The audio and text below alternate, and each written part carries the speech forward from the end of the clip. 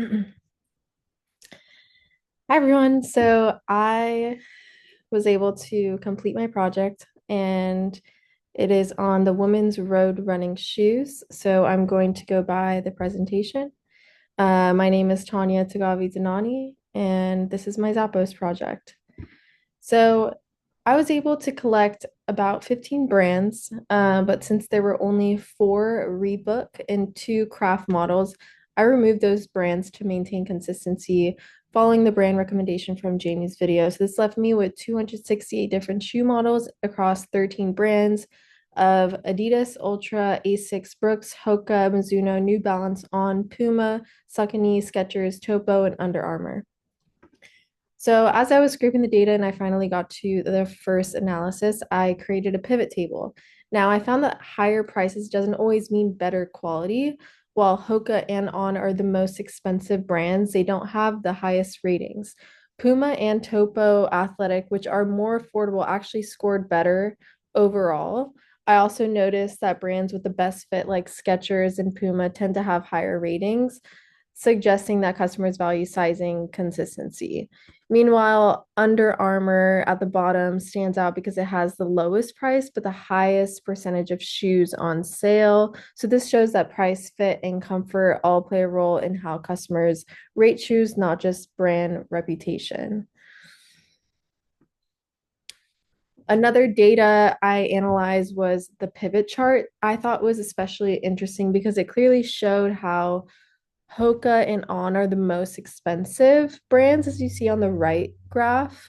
But then on the left, they don't rank in the top three for overall rating, comfort, style, or fit. Meanwhile, Puma and Skechers received the highest rating for overall and had the best true to size and true to width scores, suggesting that customers value fit and affordability over just price.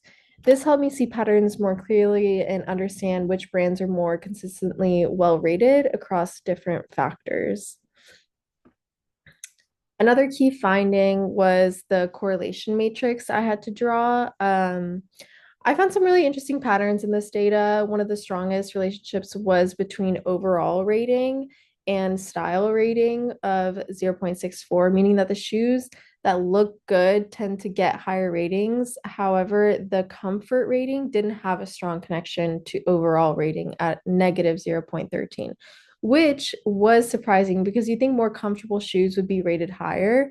Another thing that stood out to me was the price for MSRP at 0.88, showing that the listed price and the original retail price are very closely related. So that means that this when they were on sale, it had a negative correlation with price of negative 0.55, meaning that cheaper shoes are more likely to be discontinued. And finally, I noticed that true to size and true to width had a moderate correlation at 0.45, which suggests that if a shoe fits well in one way, it's likely to fit well overall. So this data helped me see that people care about style a lot when rating shoes, and the comfort might not be as big as a factor as expected. Another one of the key findings was when I created the scatter plots. I didn't really expect the data to be kind of like all over the place, but I noticed through each, the style rating versus overall rating had an upward sloping trend, meaning that as a style rating increases, overall rating tends to increase too. So this was the strongest relationship, showing that people rate shoes higher if they look good. Then was the price versus overall rating. It was almost flat, which like threw me off, but that meant that the price has no real impact on how well a shoe is rated. So an expensive shoe doesn't necessarily get better reviews. Then moving on to the comfort rating versus the overall rating, it had a slight downward slope, meaning that higher comfort rating didn't always lead to a higher overall rating, which was unexpected. But then there was the true to size versus the overall rating on the bottom right. Um, and this was more of like upward sloping, as you see there, like showing that the shoes that fit well tend to get slightly better ratings, but the effect isn't very strong. So true to width had a stronger relationship than true to size, meaning people care more about the width accuracy.